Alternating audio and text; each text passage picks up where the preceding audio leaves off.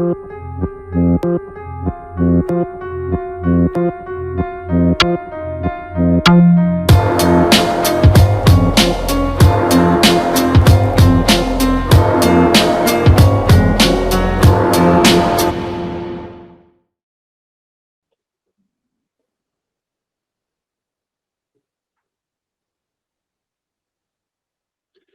buenas tardes, amigos que nos siguen desde América Latina. Muy buenas tardes a quienes están, muy buenas noches a quienes están desde Europa. Sean todos bienvenidos a la sección académica que transmite el Instituto Hannah Arendt y que está ocupando a lo largo de este semestre el curso de resolución de conflictos en contextos autoritarios. Hoy tenemos realmente una tarde-noche de lujo, como ya lo había adelantado. Nos acompaña la profesora Azalea Solís. Primero que nada, antes de hacer la presentación académica, yo quisiera decir que Azalea es una historia de coherencia vital. Yo creo que esa es su mejor presentación. Azalea es jurista y activista feminista. Después de concluir sus estudios de Derecho, se especializó en protección de derechos humanos. Es integrante del Movimiento Autónomo de Mujeres en Nicaragua. Participó en la Comisión de Diálogo Nacional entre los manifestantes y las autoridades del régimen sandinista en el año 2018. En meses recientes fue desnacionalizada por la dictadura de Daniel Ortega y forzada al exilio, debido a lo cual permanece desterrada y ha sido privada de su nacionalidad y sus derechos en su patria.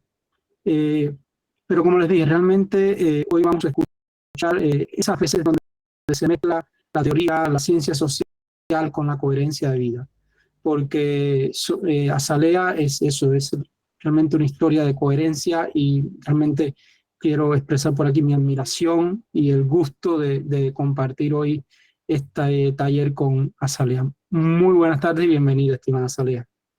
Muchas gracias por tus palabras. Realmente, pues, me ponen un poco nerviosa. Ya lo estaba por el hecho de encontrarme en este día ha sido un día bastante agitado. Estoy bastante lejos de mi país y bastante lejos del país en el que ahora vivo. Efectivamente, estoy en el exilio a partir del 18 de febrero de este año. Era algo que no estaba para nada dentro de mis planes de vida, vivir fuera de Nicaragua, aunque la situación en el país era bastante difícil y peligrosa. Pues estábamos ahí mucha gente que luego tuvimos que ir saliendo. Realmente a mí me pone un poco, yo le decía, bueno, no sé qué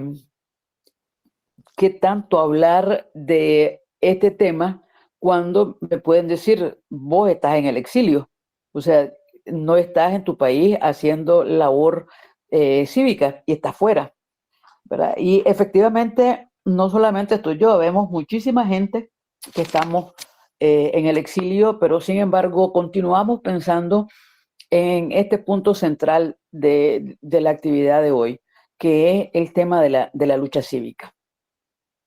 Nosotros partimos de la realidad que hemos vivido, ¿verdad? En primer lugar, cuando se plantea este tema de la lucha cívica, bueno, se pueden decir algunos elementos doctrinarios, se puede hacer algunas explicaciones históricas, sociales y demás.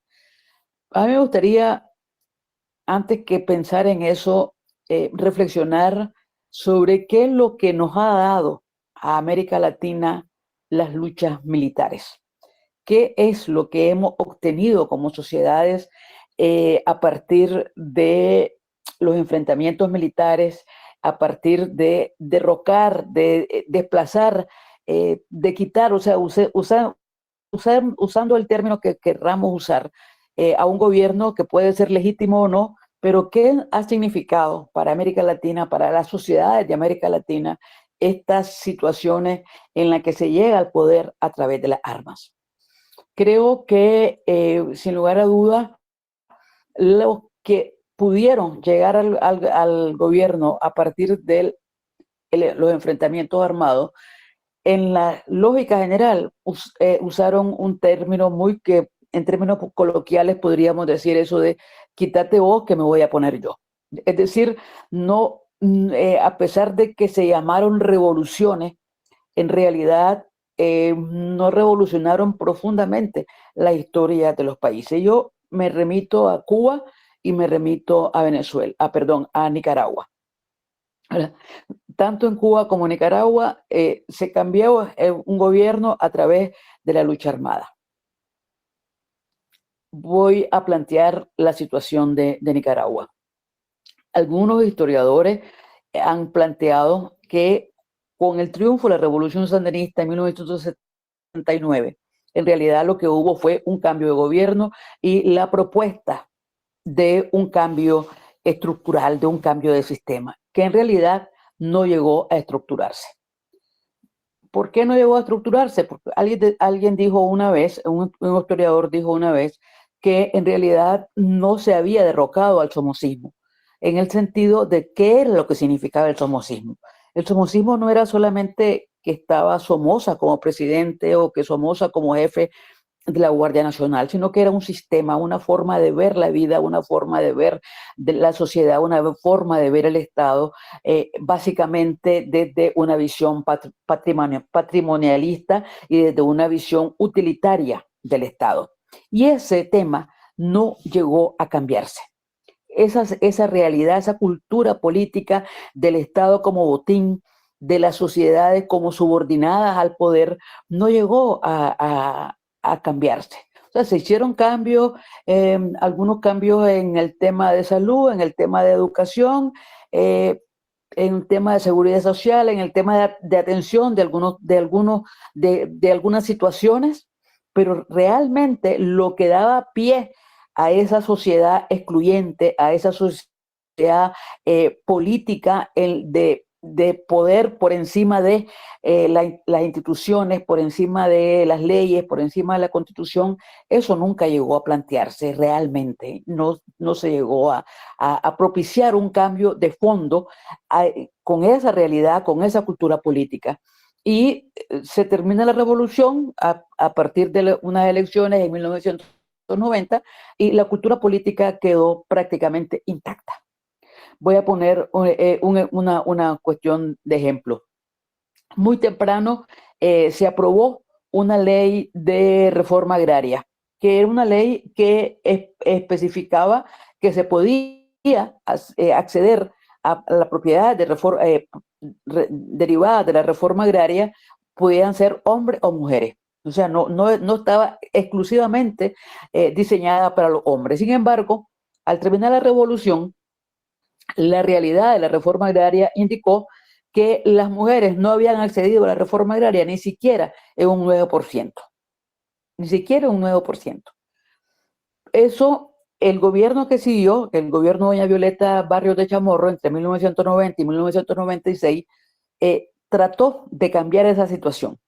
De manera que trabajaron exclusivamente con las personas que estructuralmente llevaban adelante la reforma agraria, es decir, técnicos de reforma agraria, personas que estaban, que tenían que hacer los análisis para a qué personas se le daba estos títulos de reforma agraria, y del 9%, de los 7.8% que lo dejó la revolución, se trasladó a casi un 30% en el gobierno que ha sido tildado de conservador, de no revolucionario, de imperialista, etc. O sea, en un tema tan sensible como eso, la revolución no llegó a tener ni siquiera un 8% y en un gobierno, digamos, no de izquierda, la propiedad de las mujeres en producto de la reforma agraria llegó a un casi 30%. ¿Qué tiene que ver esto con el tema que estamos hablando? Bueno, yo pienso que tiene que ver en el sentido que los cambios realmente profundos no se producen sencillamente producto de una lucha militar. Los cambios profundos solamente considero que se pueden llegar a través de que tengamos una visión civil de la sociedad, que tengamos una visión de la sociedad en la que el poder no sea el propietario de la vida, la hacienda y el devenir y la cultura de una sociedad. El otro elemento en relación a esto era que seguramente en Cuba también se decía, y era que la revolución lo que propiciaba era el advenimiento de un hombre nuevo. Y era, o sea, la cultura del hombre nuevo, la cultura del hombre nuevo y la cultura, y ese elemento machaconamente dicho desde antes del triunfo de la revolución y posteriormente, indicaba ya una cuestión de fondo. Es decir, y no se trata simplemente de que ahora hay que decir las o los, no se trata de eso. O sea, si estás hablando de que tu cambio, tu paradigma es una figura masculina, pues no vas a tener una visión global de la sociedad. O sea, solamente señalo esto para que lo discutamos en el debate, que pienso que lo primero que nosotros deberíamos cuestionarnos es exactamente qué produjo las luchas armadas en nuestras realidades de América Latina. Y no solamente de parte de los que pudieron llegar al gobierno, sino de las luchas armadas que se dieron en otros contextos y que no llegaron al gobierno, pero que fueron luchas armadas que se produjeron en la sociedad. Entonces, esa es una primera cosa. La segunda cosa que quería plantear, o que quiero plantear, es ligado a esto, ¿qué tanto compromiso tenemos con la lucha cívica? En Nicaragua, en los últimos años, y disculpen que traiga la experiencia de esto, se ha dicho que alguna gente se siente frustrada por todo lo que ha ocurrido, las enormes movilizaciones que se produjeron en el año 2018, que no llegaron a significar un cambio de gobierno. Entonces, y luego la cantidad de pronunciamientos que han habido, de reuniones de la OEA, de reuniones de organismos de derechos humanos, etcétera. Entonces, la gente se ha frustrado dentro de Nicaragua pensando, y también de fuera, pensando que la lucha cívica es desgastante. Y entonces se piensa que es más fácil la lucha militar que la lucha cívica, o que es más rápida. Y nuestra experiencia decía, o sea, cuando empezó esta situación de pensar en la vía militar para cambiar un gobierno. Realmente eran varias décadas. Entonces, realmente no es cierto que sea más rápido acceder a un cambio social a través de una vía que no sea la vía cívica. La vía cívica tiene la ventaja de que, o sea, que permite poder dar condiciones para este cambio de paradigma que es necesario para que una sociedad pueda efectivamente tener otra salida, nuestra sociedad en América Latina tenga otra salida. Yo quería dejar esas dos premisas primero para que la reflexionemos. Ya entrando en la materia, quisiera también hacer dos acotaciones. La primera acotación es que, a excepción del caso de Cuba, que tiene más tiempo y otras realidades, la casi totalidad de los países de América Latina han presentado retrocesos después de toda una lucha por la democracia, y son retrocesos que los hemos visto de forma directa. Es decir, no son retrocesos que lo hayan hecho ocultos en la noche. No son retrocesos que se hayan hecho detrás de una pantalla negra, detrás de un biombo negro. Se han hecho a la vista de las sociedades, por una parte. Y por otra parte, son cambios y retrocesos que se han producido en la que en muchas ocasiones ni siquiera se han preocupado en guardar las formas. Es decir, hacernos creer que no estamos viendo lo que estamos viendo. Sencillamente han hecho cambios negativos, retrocesos muy fuertes en el acceso a las sociedades democráticas a la vista nueva, a nuestra.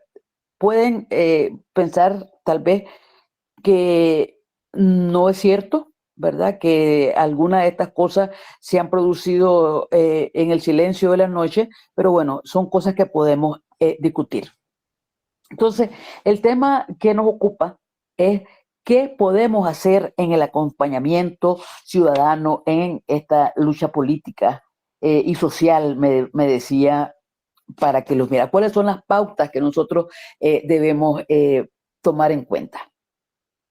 Creo que la cuestión más importante a tener en cuenta para estas pautas de la lucha cívica es realmente tener un compromiso con la democracia, realmente tener el convencimiento de que la democracia es el elemento fundamental, es la vía fundamental, es el camino fundamental para que nuestras sociedades vivan en paz, se desarrollen y cada quien tenga su propio proyecto de vida. O sea, tener convencimiento de que la democracia es fundamental. Y no estamos hablando de que haya una democracia con apellido, simplemente la democracia. Ese es un elemento fundamental. ¿Qué tanto convencimiento tenemos realmente de que la democracia es la vía pacífica, es la vía necesaria, es la vía fundamental para nuestras sociedades? Y aquí podríamos tener una discusión de fondo sobre este asunto. Mi planteamiento es que muchas veces no podemos tener una posición favorable a la democracia, pero no un accionar favorable a la democracia, no unas actitudes o una vida cotidiana relacionada con la democracia. Derivado de esto, de tener el convencimiento de que la vía de salida es la democracia, derivado de esto también tendríamos que tener una posición clara sobre los derechos humanos, sobre el tema de los derechos humanos y lo central que su promoción y su defensa tienen en nuestra vida democrática, que es fundamental. Y lo voy a decir de esta manera. Nosotros muchas veces hablamos de la democracia y hablamos, o sea, sería bastante raro que se hablara negativamente de la democracia o que se hablara negativamente de los derechos humanos. Sin embargo, cuando vamos a la práctica, en la práctica nos permitimos la exclusión. En la práctica nos permitimos separar la sociedad entre los buenos y los malos. En la práctica nos permitimos considerar que tienen razón los que tienen algún pensamiento similar al mío, pero si no tienen un pensamiento similar al mío, pues seguramente no lo voy a atacar, seguramente no voy a violar sus derechos humanos, pero no me consideraré en la obligación de respetar y de promover esos derechos humanos en esas personas. Y esto nos lleva a una cuestión de fondo, que es que tiene que ver con que durante el siglo XX la lucha política se planteó en términos de izquierda y derecha. Pero la lucha del siglo XXI, tal como la estamos viendo, no es una lucha de izquierda y derecha. Es una lucha de democracia frente a autoritarismo, democracia frente a totalitarismo. Democracia frente a dictaduras. Entonces, esta democracia frente a las dictaduras, esta democracia frente a los totalitarismos que hemos visto en nuestras sociedades, nos lleva a ver que al otro lado pueden haber personas de izquierda y de derecha, y del lado mío pueden haber personas de izquierda y derecha.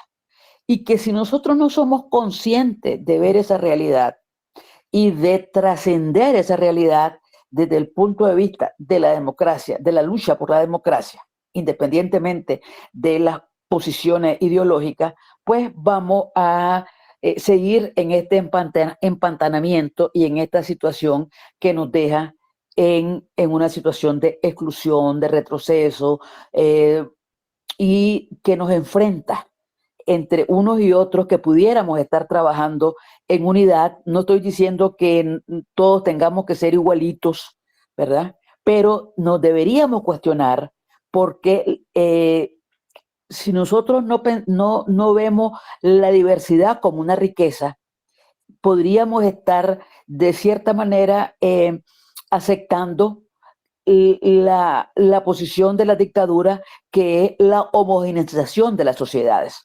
Y eso creo yo que es una alerta que nosotros debemos tener.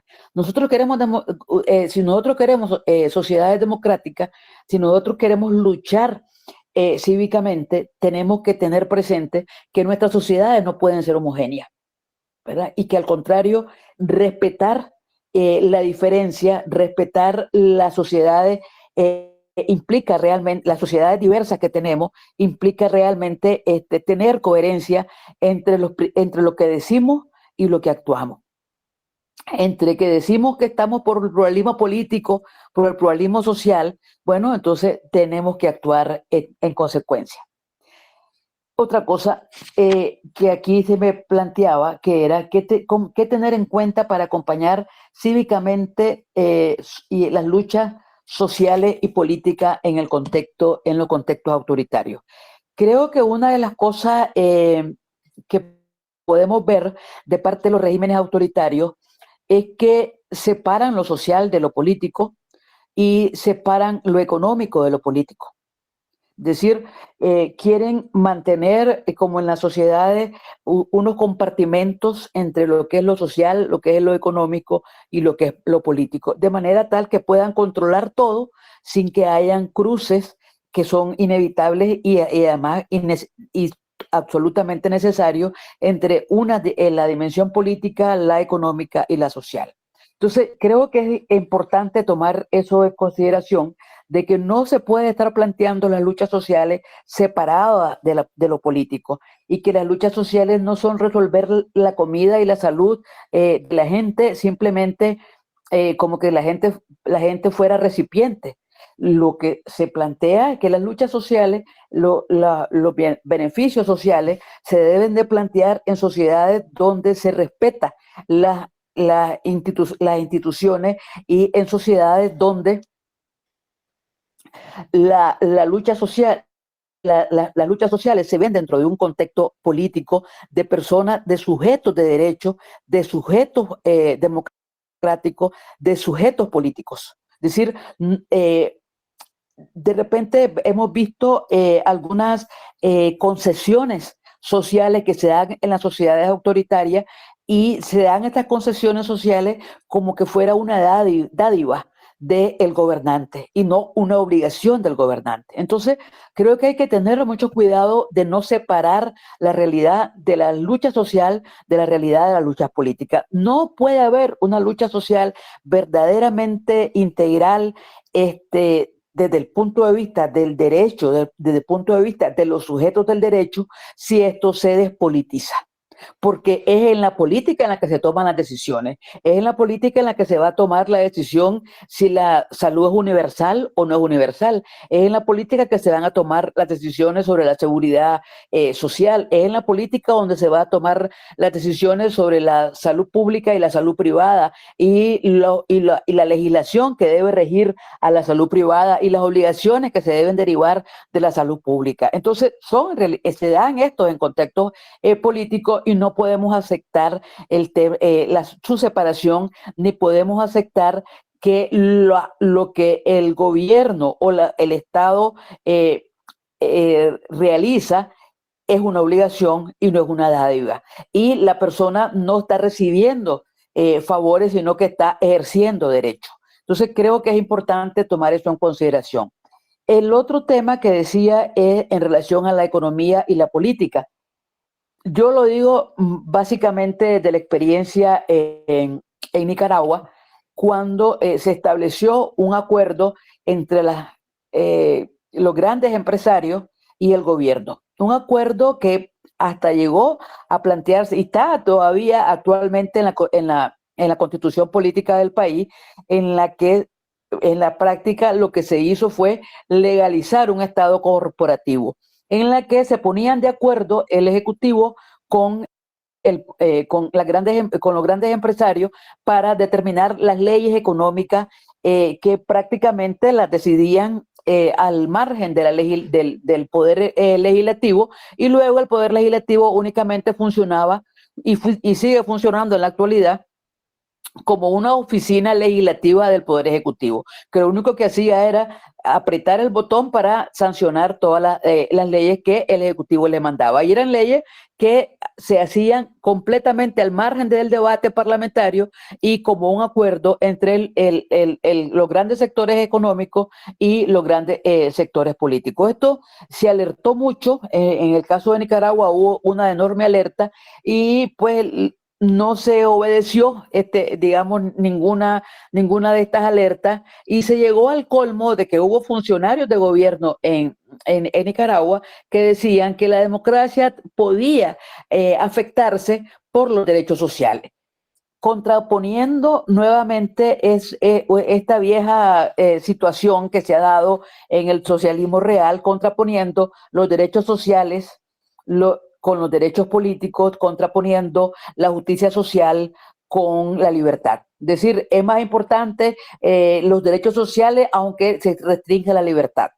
O dicho de otra manera, si la gente tiene que comer, tiene salud y tiene vestido, no importa que no tenga libertad, lo cual es una enorme falsedad, absolutamente una falsedad. Y ahora estos grandes sectores económicos lo han pagado muy caro, porque incluso hubo dirigentes del sector económico que estuvieron presos completamente de forma arbitraria. Es decir, el sacrificio de la institucionalidad, el sacrificio del parlamentarismo, el sacrificio de las instituciones democráticas, al final no redundó en que la economía fuera creciente y que la economía trajera libertad. Absolutamente todo lo contrario. Significó para devaluar la política, significó para devaluar la institucionalidad y significó una devaluación de la democracia que en detrimento de las situaciones. Y esto me trae a recordar una frase que es muy importante, ¿verdad? Que puede ser que en algún momento la dictadura lleven algunos beneficios económicos a la gente, y estos beneficios económicos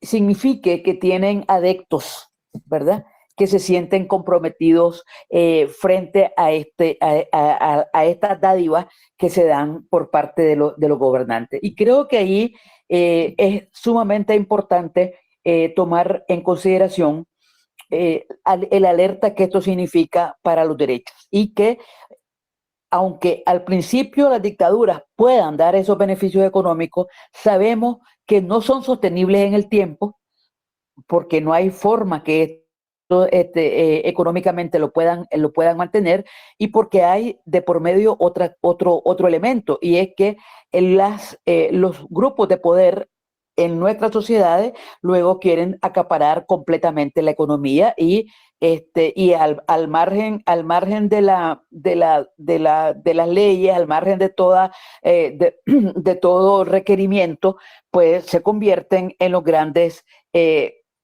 aristócratas, los grandes dueños, las grandes oligarquías económicas también. Entonces, que aunque al principio se puedan tener buena carretera y acceso a algunos beneficios económicos, estos no son sostenibles en el tiempo. Y resulta importante entonces remarcar que la relación necesaria entre la justicia social y la libertad son innegociables, que no puede ninguna de las dos ser detrimentales, ninguna de las dos. O sea, ni la libertad puede pensarse únicamente al margen de las situaciones económicas, ni la justicia social se puede justificar al margen de la libertad.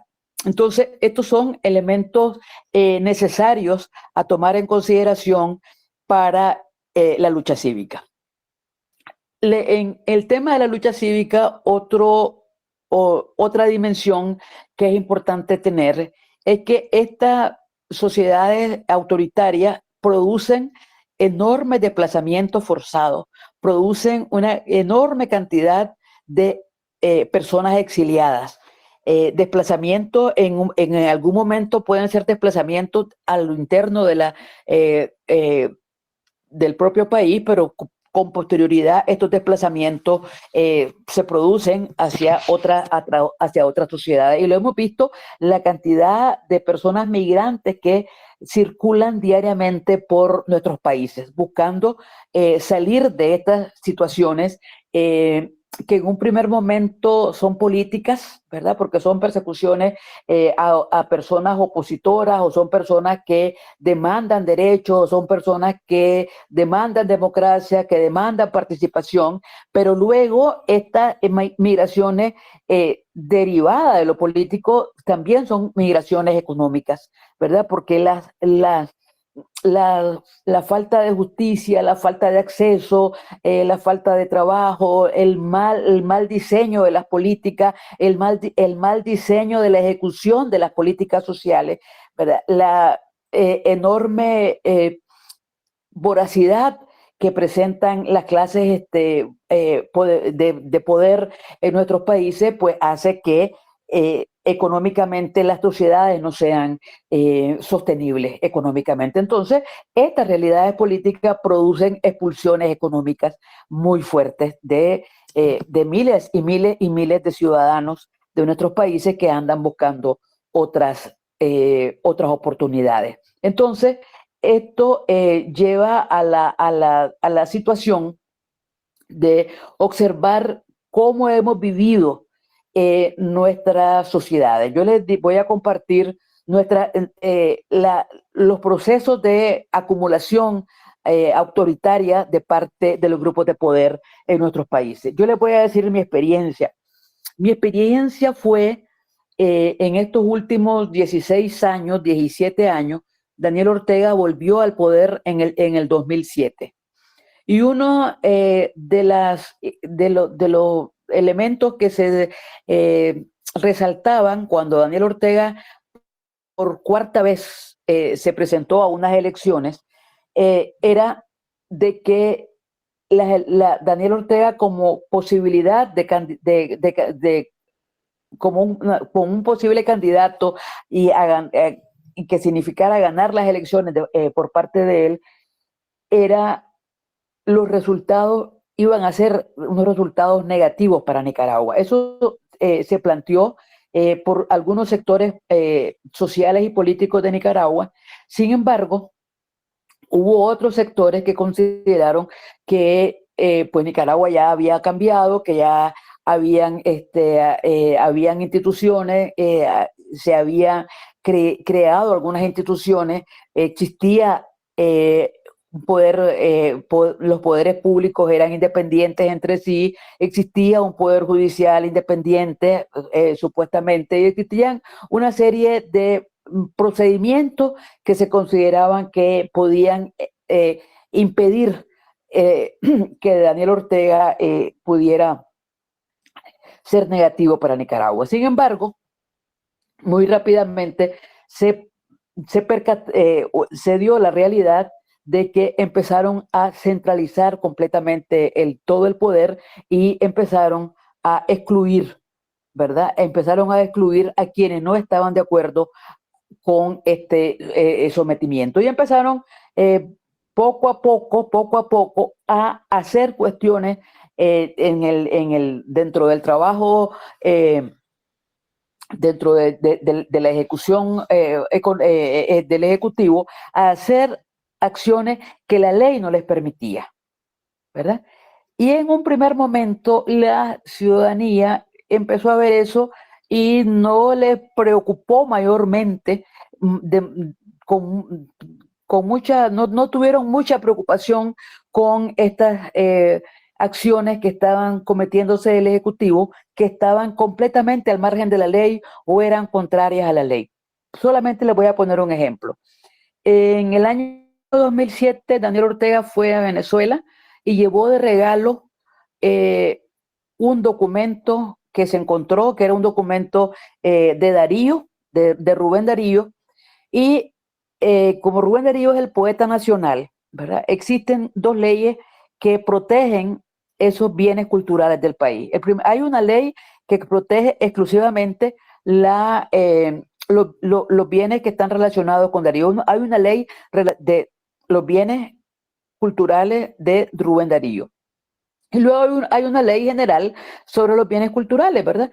Que no se pueden disponer de estos bienes culturales y en todo caso, quien únicamente podría tener alguna injerencia en esto tendría que ser un debate en la Asamblea Nacional.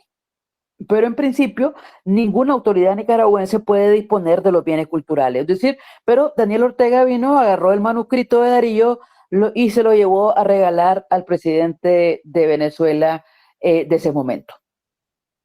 Y mucha gente de Nicaragua, o sea, esto fue bien público y alguna gente de Nicaragua no se sintió ofendida con ese hecho. Es decir, cuando digo se sintió ofendida, no me refiero solamente a que era un bien cultural que perteneció a Rubén Darío, sino que la ofensa de que el presidente de la República actúe en contra de la ley y que considere que está legitimado para poder hacer ese tipo de acciones.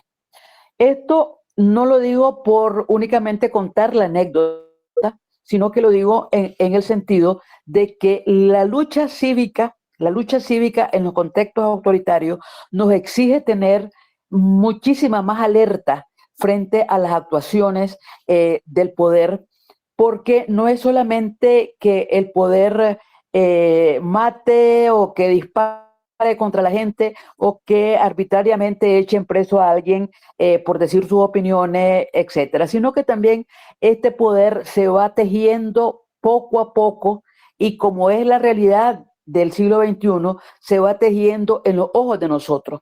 Es un poder que se va tejiendo frente a nosotros y que muchas veces nosotros mismos no tenemos la suficiente rapidez de ver estas realidades y estas realidades que muchas veces deviene a que no tenemos introyectado en nuestro actuar cotidiano y en nuestra actuar como sujetos políticos en que la democracia y las instituciones son necesarias, ¿verdad? Para poner límites al poder y que los límites al poder son fundamentales para el ejercicio libre de los derechos ciudadanos.